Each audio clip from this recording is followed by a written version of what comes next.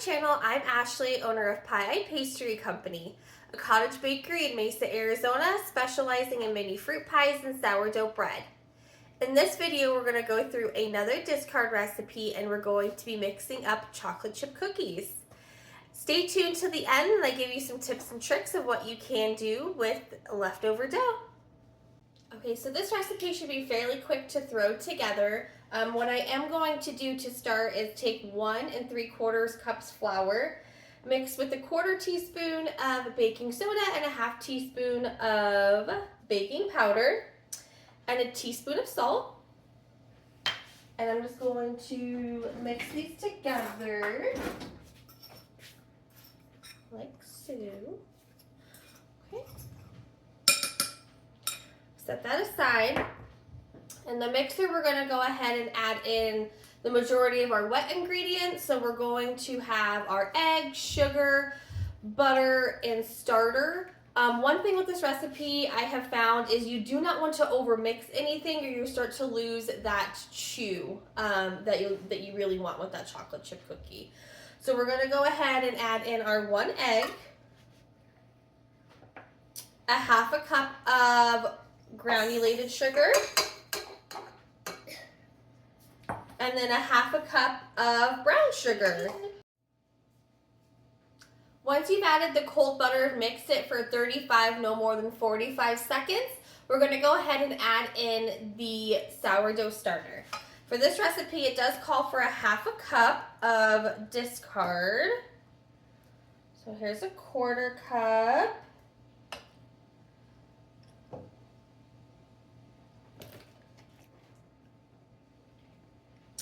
And then a 1/2 cup.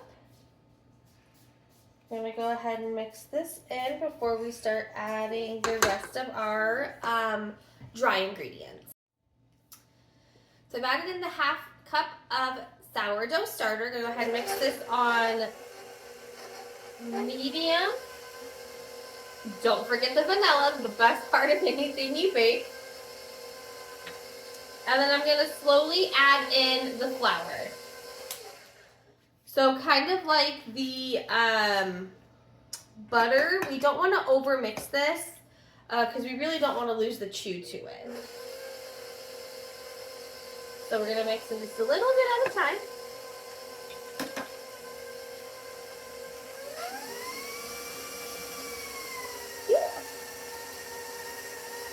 Okay, I'm just adding the rest. And then once the flour is all the way mixed in, we're going to add in 1 1/2 cups of chocolate chips. I typically use semi-sweet chocolate chips. Today is a combination of semi-sweet milk chocolate and dark chocolate. It is all I had in my pantry.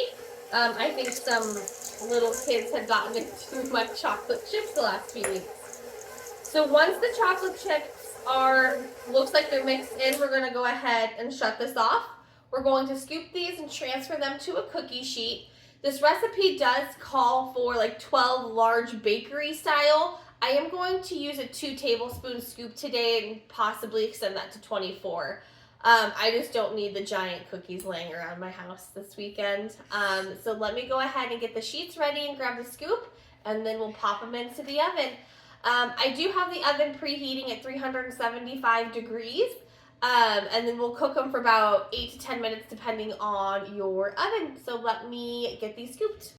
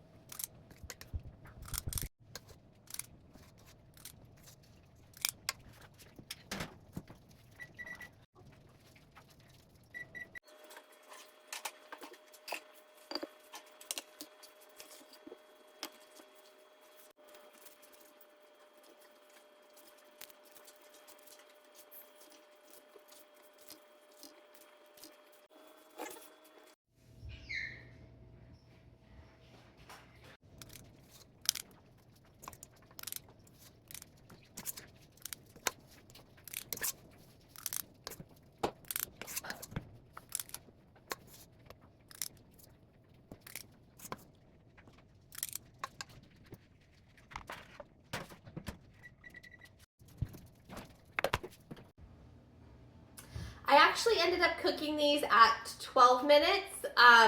So again, just depends on your oven, but this is what it looks like when they're done. I'm using the smaller cookie scoop. I ended up getting a little over 24 cookies. So like I said in the beginning, this recipe does state it makes 12 large bakery style cookies. Just with littles around the house, I don't need that big of a cookie for them to take and snack on throughout the day. But now that these are cooled, let's go ahead and try them.